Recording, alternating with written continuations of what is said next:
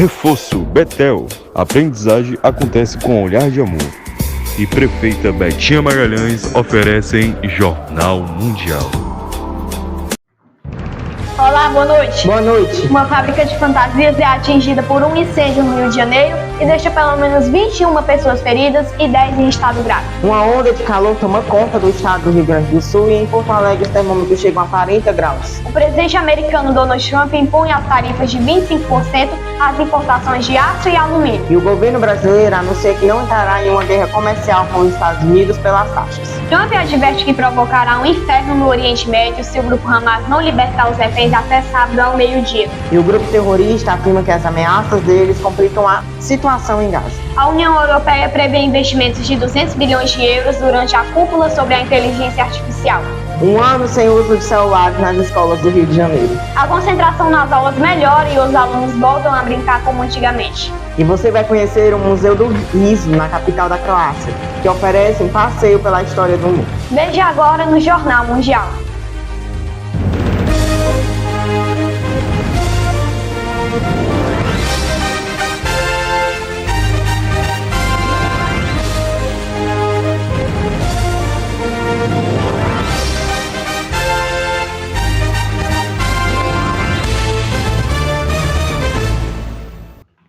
O prédio de uma confecção pegou fogo em Ramos, no estado do Rio de Janeiro. Pelo menos 21 pessoas se feriram, 10 delas estão em estado grave, a maioria por queimaduras nas vias aéreas pela inalação de fumaça. Veja na reportagem de Caio Teles. Um incêndio destruiu a Maximus Confecções em Ramos, na zona norte do Rio de Janeiro, na manhã desta quarta-feira. A fábrica de fantasias é uma das mais requisitadas pelas escolas de samba das divisões de acesso. Pelo menos 21 pessoas se feriram, 10 delas em estado grave, a maioria por queimadura nas vias aéreas pelas inalação de fumaça. Às 10h20 da manhã, não havia mais fumaça no quarteirão. Antes, o fogo chegou a se alastrar para prédios residenciais vizinhos e, segundo a Defesa Civil Municipal, há riscos de desabamento do galpão. Os bombeiros trabalharam no rescambo até as 15h30, quando foram desmobilizados. O 21º DP do Bom Sucesso vai investigar as causas do incêndio.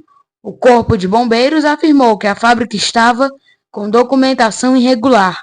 O Ministério Público do Trabalho do Rio de Janeiro vai apurar as condições de trabalho na fábrica.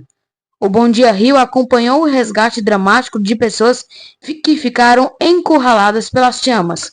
4 ocupantes do prédio foram salvos do fogo ao se refugiarem na parte externa de uma das janelas nos fundos da fábrica.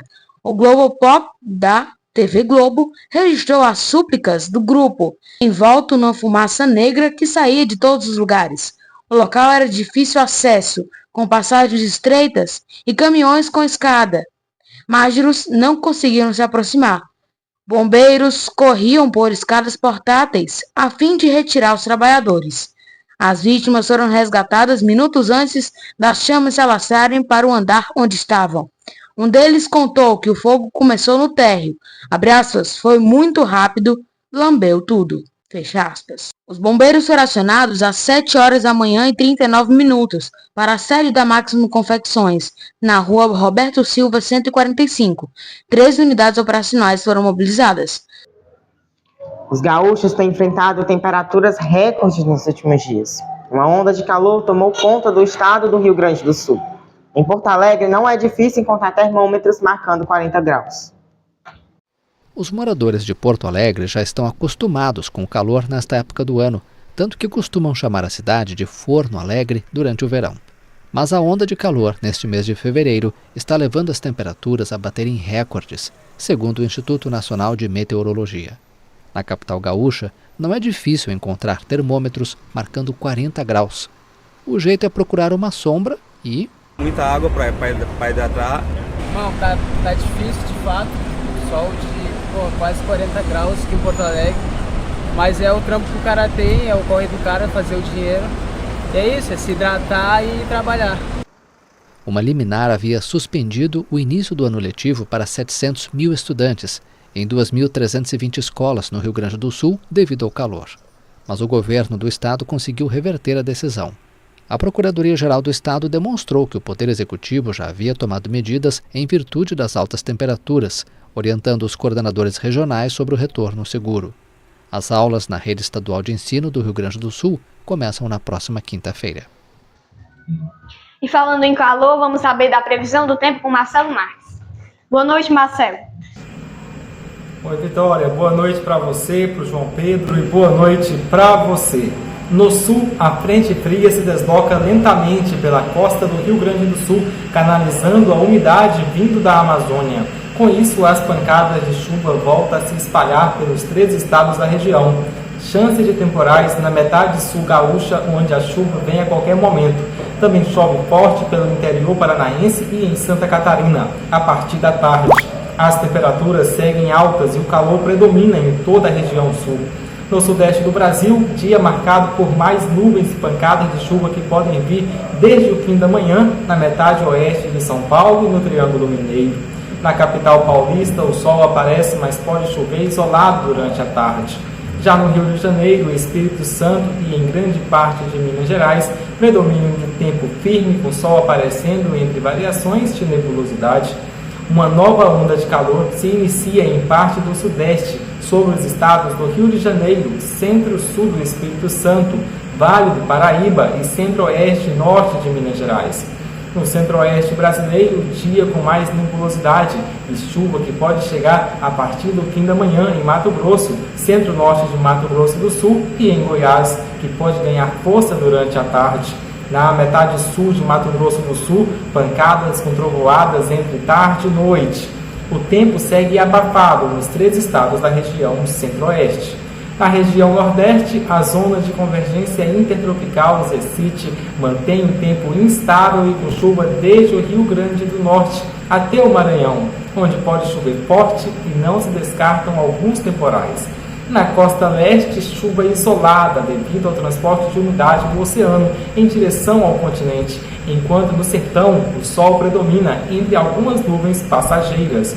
Uma nova onda de calor começa a atuar entre o interior da Bahia, oeste de Pernambuco e leste do Piauí.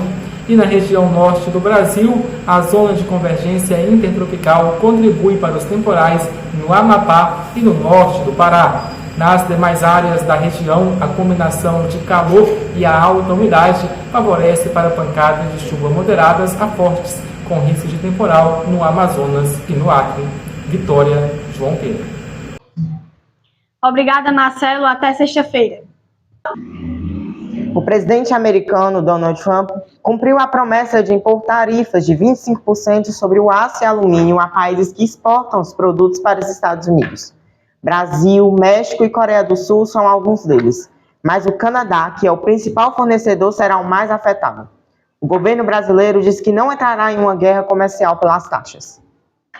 O presidente dos Estados Unidos, Donald Trump, cumpriu nesta segunda-feira sua promessa de impor tarifas de 25% sobre as importações de aço e alumínio. Hoje estou simplificando nossas tarifas sobre aço e alumínio para que todos possam entender exatamente o que isso significa. É 25%, sem exceções ou isenções. Isso é para todos os países, não importa de onde venha, todos os países. Se for feito nos Estados Unidos, não há tarifa. Tudo o que você precisa fazer é fabricar nos Estados Unidos. Não precisamos disso de outro país. O republicano acrescentou que consideraria a imposição de tarifas adicionais sobre automóveis, produtos farmacêuticos e chips de computador. As tarifas vão afetar bastante o Canadá, principal fornecedor de aço e alumínio dos Estados Unidos. Brasil, México e Coreia do Sul também são importantes exportadores de aço para os americanos. A Federação de Aço no Reino Unido acredita que a medida vai desferir um golpe devastador para um setor que já está em declínio. A decisão também pode prejudicar diversos setores nos Estados Unidos. O aço e o alumínio são matérias-primas cruciais para a indústria americana, advertiu Maurice Obstfeld, especialista do Peterson Institute for International Economics. O governo brasileiro disse na terça-feira que não pretende entrar em uma guerra comercial com os Estados Unidos. A afirmação foi feita pelo ministro das Relações Institucionais, Alexandre Padilha, que chamou as tarifas impostas pelo presidente americano às importações de aço de unilaterais e contraproducentes. O ministro da Fazenda, Fernando Haddad, ressaltou que o governo está observando as reações de outros países e avaliando como agir diante das tarifas. O presidente americano Donald Trump determinou a adoção de tarifas alfandegárias de 25% às importações de aço e alumínio, que vão entrar em vigor em 12 de março. Essas tarifas vão afetar duramente o Brasil, segundo o maior exportador de aço para os Estados Unidos, atrás apenas do Canadá. Taxações do aço, feitas pelo governo americano é preocupante, porque a gente acredita que pode ter um impacto no mercado de minério de ferro, principalmente porque hoje os preços são globais, e se tiver alguma redução de consumo de aço, isso vai afetar as exportações, principalmente brasileiras, do mercado de minério de ferro. Apesar da preocupação, setores empresariais esperam criar um espaço para negociações. A Câmara Americana de Comércio para o Brasil pediu uma solução negociada para preservar o comércio bilateral, que bateu recordes nos últimos anos. Em seu primeiro mandato, Trump já havia imposto tarifas de 25% sobre o aço, mas depois recuou parcialmente. Jackson Campos, da exportadora brasileira AGL Cargo, explicou à AFP que o governo americano criou um programa de cotas para permitir a importação de aço e alumínio sem tarifas, devido à falta de poder da indústria americana para atender à demanda. O especialista antecipa uma negociação diplomática do Brasil para tentar flexibilizar as tarifas. Daqui a pouco, o presidente americano adverte que provocará um inferno no Oriente Médio se Hamas não libertar os reféns israelenses até sábado. E mais de 250 pessoas são resgatadas de centros de golpes online em Mianmar.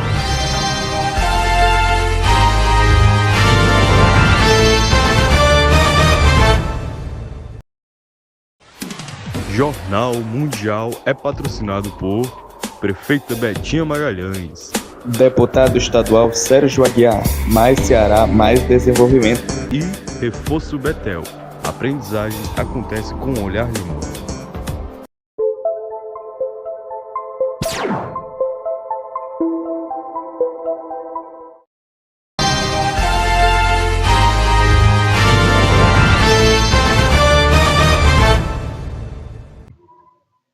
Mais de 250 pessoas foram resgatadas de centros de golpes online em Mianmar. Elas foram entregues à Tailândia nesta quarta-feira. Os países realizam a repressão às operações ilegais que vêm se multiplicando na região. Complexos de golpes online se multiplicaram nas fronteiras de Mianmar e são compostos por estrangeiros que são frequentemente traficados e forçados a trabalhar, enganando seus compatriotas em uma indústria que analistas dizem valer bilhões de dólares. Nesta quarta-feira, mais de 250 pessoas resgatadas desses locais foram entregues à Tailândia. O grupo estava trabalhando em um centro de golpes em Kuat Ket, uma vila no estado de Kain, ao longo da fronteira entre Tailândia e Mianmar, de acordo com o Exército Budista Democrático Karen, um grupo insurgente de Mianmar que controla a área.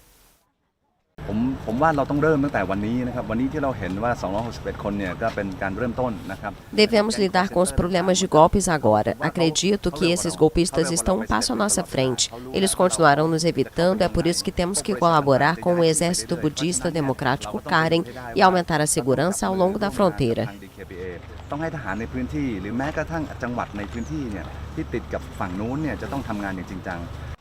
Os complexos de golpes cibernéticos geralmente atraem pessoas da região com promessas de empregos bem remunerados, mas depois efetivamente as mantêm reféns e as forçam a cometer fraudes online. As autoridades de Mianmar e Tailândia fazem um esforço para coibir os empreendimentos ilícitos, que também foram vinculados ao contrabando de drogas e jogos de azar. Um oficial da fronteira tailandesa disse que o complexo é administrado por cidadãos chineses, mas que os trabalhadores foram contrabandeados de todo o mundo. Novas imagens mostraram o momento em que o celular de uma jovem pegou fogo no bolso dela enquanto fazia compras. O aparelho era da marca Motorola. A reportagem é de João Pedro Coutinho. Novas imagens mostram o momento que o celular pegou fogo no bolso de uma jovem que fazia compras em Anápolis, no centro de Goiás. Vídeos de câmera de segurança na loja registraram quando o aparelho explodiu e mulher saiu correndo tentando apagar as chamas. O acidente aconteceu no sábado, dia 8. Aconteceu próximo ao balcão onde a jovem marido olhava alguns produtos. A princípio, a mulher se afasta do balcão em direção à prateleira. Em seguida, ela sai correndo tentando apagar o fogo em sua roupa. Num outro corredor, as novas imagens mostram a jovem tentando retirar a calça para se livrar do fogo. O marido abaixa a peça de roupa e o celular cai no chão. Um outro cliente na loja pisa o aparelho até o fogo se apagar. Abraçada pelo marido, a jovem dá alguns pulos encostada na prateleira, indicando a dor causada pela queimadura. Em nota, a Motorola, fabricante do aparelho, disse que está em contato com a jovem para entender como o acidente aconteceu. A empresa disse que preza pela segurança dos clientes e que realizará uma análise técnica do aparelho para determinar a causa da explosão. A jovem sofreu queimaduras de 1 e 2 graus. O marido informou que as queimaduras atingiram a costa, o bumbum, as mãos e o braço da jovem. Além disso, as chamas chegaram a queimar uma pequena parte do cabelo. O Corpo de Bombeiros prestou os primeiros socorros e encaminhou a jovem ao Hospital Alfredo Abraão. Ela foi liberada para se recuperar em casa no mesmo dia do acidente. João Pedro Coutinho, Jornal Mundial. O presidente americano Donald Trump classificou de terrível a ameaça do Hamas de adiar a próxima libertação de reféns israelenses e diz que vai provocar um inferno se eles não forem entregues antes do meio-dia de sábado. Em resposta ao mandatário, o grupo terrorista afirmou que as ameaças dele complicam a situação em Gaza. O presidente americano Donald Trump afirmou nesta segunda-feira que vai provocar um inferno se os reféns israelenses não forem entregues antes do meio-dia de sábado. No que me diz respeito, se todos os reféns não forem devolvidos até sábado às 12 horas, acho que é um momento apropriado. Eu diria que o cancelem. Não se admitem mais apostas e que se desate o inferno. Diria que eles devem ser devolvidos até as 12 horas de sábado. E se não forem devolvidos, todos eles, não os poucos, não 2 e 1, 3 e 4 e 2. O republicano não entrou em detalhes sobre o que quis dizer com inferno. Para o chefe de Estado americano, Israel deveria cancelar o acordo de cessar-fogo com o movimento islamista palestino se esse prazo não for cumprido. Trump disse que provavelmente falaria com o primeiro-ministro israelense Benjamin Netanyahu sobre este prazo. Ao ser questionado se descartavam a possível participação das forças americanas, Trump respondeu: "Vamos ver o que acontece." O presidente também ameaçou interromper a ajuda à Jordânia e Egito se esses se recusarem a acolher os palestinos que ele propõe expulsar de Gaza para que os Estados Unidos tomem o controle do território. As ameaças do presidente dos Estados Unidos, Donald Trump, de provocar um inferno em Gaza se os reféns não forem libertados até sábado, complicam ainda mais as coisas. A afirmação foi feita nesta terça-feira à agência France Press pelo dirigente do Hamas, Sami Abu Zuhri. Um dos líderes do movimento islamista palestino declarou que Trump deve lembrar que há um acordo de trégua que ambas as partes devem respeitar e que essa é a única forma de fazer com que os prisioneiros retornem. Desde 19 de janeiro e após mais de 15 meses de confronto entre Israel e Hamas, que devastou a faixa de Gaza, uma frágil trégua está em vigor entre as duas partes, graças à mediação do Catar e à ajuda dos Estados Unidos e Egito. A trégua permitiu até o momento a libertação de 21 reféns sequestrados em 7 de outubro de 2023, durante o ataque surpresa do Hamas ao sul israelense, em troca de mais de 700 prisioneiros palestinos detidos em Israel. No total, 33 reféns israelenses devem ser libertados na primeira fase da trégua, que termina em 1º de março. Mas na segunda-feira, o Hamas anunciou o adiamento da próxima libertação de reféns, que deveria ocorrer no sábado, acusando Israel de violar a trégua. O Estado hebreu chamou a decisão de violação flagrante do acordo. O movimento islamista afirmou que a porta continua aberta para que a troca aconteça no sábado, segundo o plano previsto, desde que Israel cumpra efetivamente suas obrigações. Veja a seguir, a União Europeia prevê investimento de 200 bilhões de euros durante a cúpula sobre a inteligência artificial. E conheça o Museu do Riso na capital da Croácia, que oferece um passeio pela história do humor.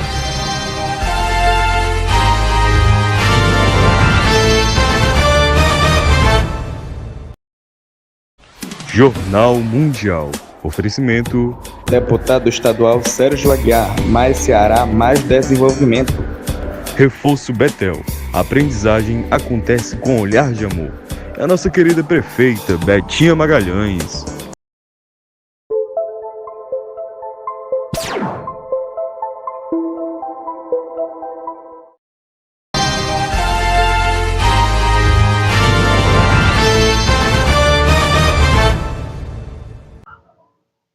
A União Europeia está prevendo investimentos em inteligência artificial com um valor de 200 bilhões de euros.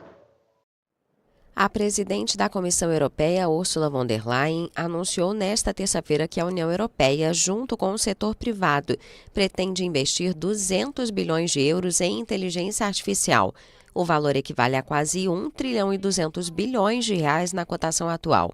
So thereby, we aim to mobilize a total of Pretendemos mobilizar um total de 200 bilhões de euros para investimento em IA na Europa. Teremos foco em aplicações industriais e de missão crítica. Será a maior parceria público-privada do mundo para o desenvolvimento de IA confiável. Public-private partnership in the world for the development of trustworthy AI. Pouco antes, o vice-presidente americano J.D. Vance alertou para o que chamou de regulamentação excessiva do setor. Acreditamos que a regulamentação excessiva do setor de IA pode matar uma indústria transformadora no momento em que ela está decolando, e faremos todos os esforços para encorajar políticas de IA pró-crescimento. Eu gostaria de ver esse sabor desregulatório fazendo seu caminho em muitas das conversas desta conferência. Líderes mundiais participam em Paris de uma reunião de cúpula dedicada à inteligência artificial, com o difícil objetivo de alcançar um consenso em uma declaração de princípios para governar uma tecnologia que está sacudindo todos os setores. Após um ano sem celulares nas escolas do Rio de Janeiro, os alunos garantem que voltaram a brincar como antigamente, e sua concentração nas aulas melhorou. Agora a medida está sendo adotada em todo o Brasil. No Rio de Janeiro, os estudantes já estão acostumados. Celular fica fora de sala de aula. Na entrada das escolas, desde o ano passado, os alunos colocam os aparelhos em caixas e seguem para as aulas, sem a interferência da tecnologia na palma da mão. E assim, teve resistência. Até hoje tem alguns que ainda escondem o celular na hora de entrar na escola para poder não entregar. De tanto que eles têm aquela necessidade de ficar com o aparelho na mão. Uma pesquisa feita com pais em 2024 pela empresa de estudos digitais Opinion Box e pela plataforma da indústria móvel Mobile Time mostrou que a maioria das crianças brasileiras teve o primeiro celular aos 10 anos de idade em média. Depois da dificuldade inicial, muitos estudantes agora valorizam a maior interação com os amigos. Foi difícil porque a gente vicia, né? Aí acaba que quando fica sem, gera uma certa abstinência, né? Porque vira um vício. E aí foi um pouco difícil, né? Mas depois que costuma, passa, a gente interage mais, então fica mais fácil depois de um tempo. Antes, com o celular, ficava todo mundo no recreio, mexendo no celular e algumas pessoas brincando.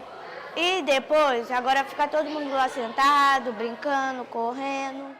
Agora, a medida foi adotada em todo o Brasil. A lei sancionada pelo presidente Luiz Inácio Lula da Silva proíbe os aparelhos em toda a educação básica, seja pública ou particular. Se é difícil para um adulto, imagina para uma criança.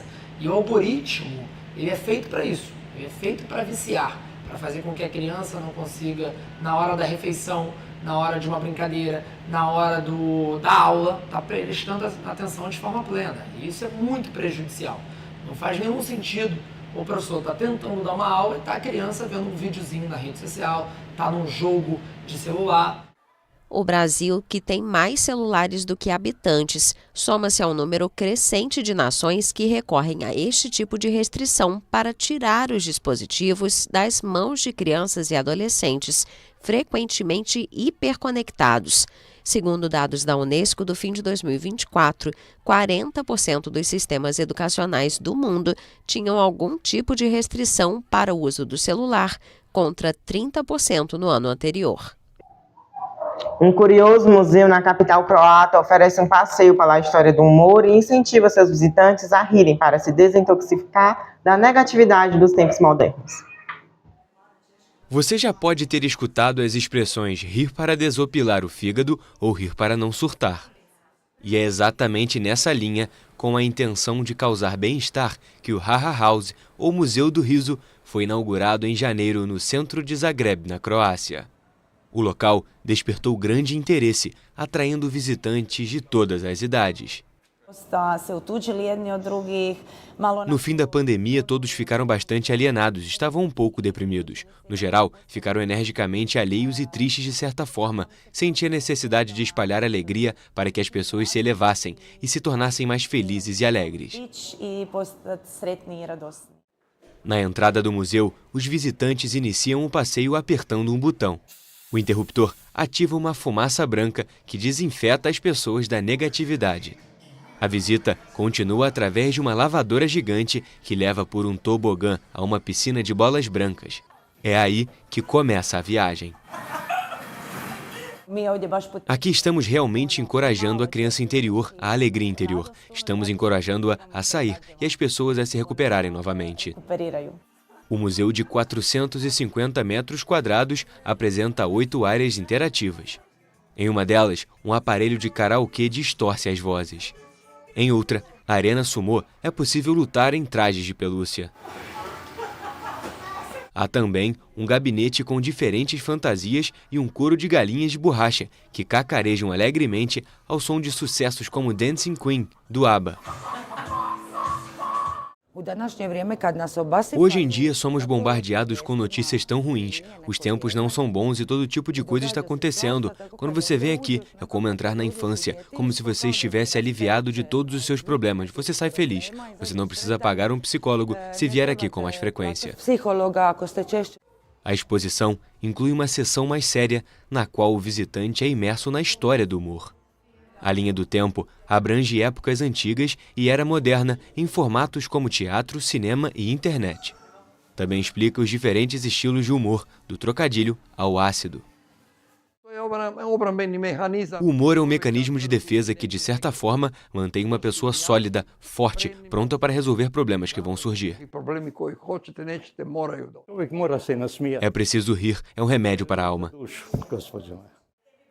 O Museu do Riso mantém parcerias com escolas e espera fazer o mesmo com casas de repouso e o Hospital Psiquiátrico de Zagreb, que manifestou interesse.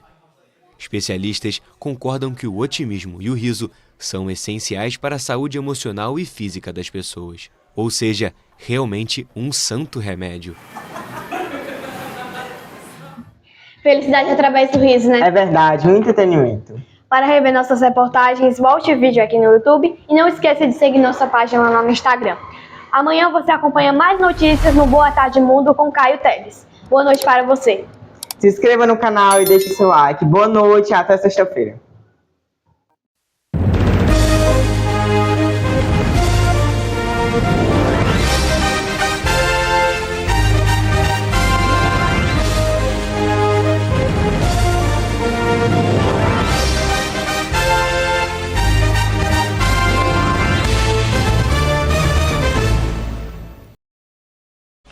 Jornal Mundial.